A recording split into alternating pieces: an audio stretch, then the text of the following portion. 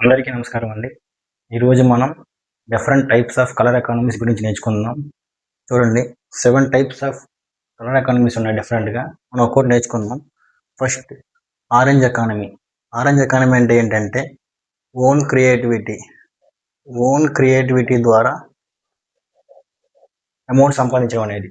ఉదాహరణ చెప్పాలంటే YouTube videos కానీ, మ్యూజిక్, ఆర్ట్స్ వీటిని ఉపయోగించి డబ్బులు సంపాదించడం. అది ఆరెంజ్ ఎకానమీలోకి వచ్చింది. తర్వాత బ్లూ ఎకానమీ అంటే వాష్ అండ్ రిసోర్సెస్.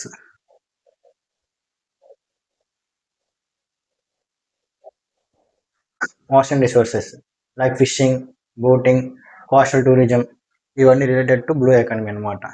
తర్వాత బ్లాక్ ఎకానమీ అంటే ఏంటంటే ఇల్లీగల్ ద్వారా డబ్బులు సంపాదించడం.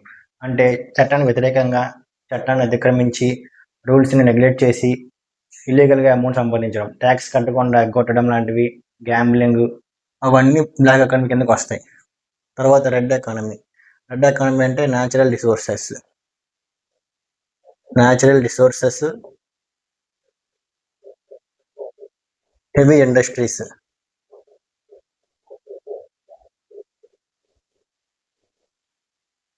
రెడ్ ఎకానమీ అంటే న్యాచురల్ రిసోర్సెస్, హెవీ ఇండస్ట్రీస్ని ఉపయోగించుకొని అమౌంట్ ఎర్న్ చేయడం అనమాట. వాటికి మైనింగ్, మెటల్స్, పెట్రోలియము అవి హెవీ ఇండస్ట్రీస్ నుండి వచ్చే అమౌంట్ కూడా రెడ్ ఎకానమీ కిందకి వెళ్ళింది. నెక్స్ట్ ఎల్లో ఎకానమీ అంటే tourism, hospitality.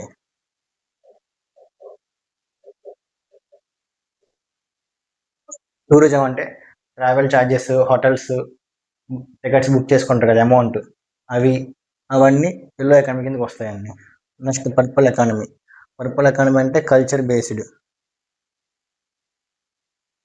Based development.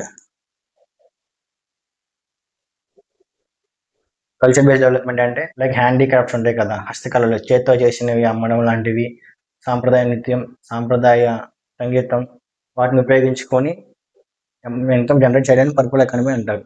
Next white economy అంటే హెల్త్ కేర్,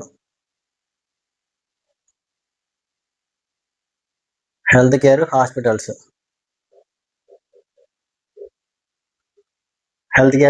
నుండి వచ్చే ఇన్కమ్ అంతా వైట్ ఎకానమీలోకి చేరిద్ది అనమాట.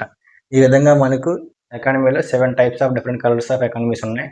వీడియో నచ్చితే లైక్ చేయండి. Thank you.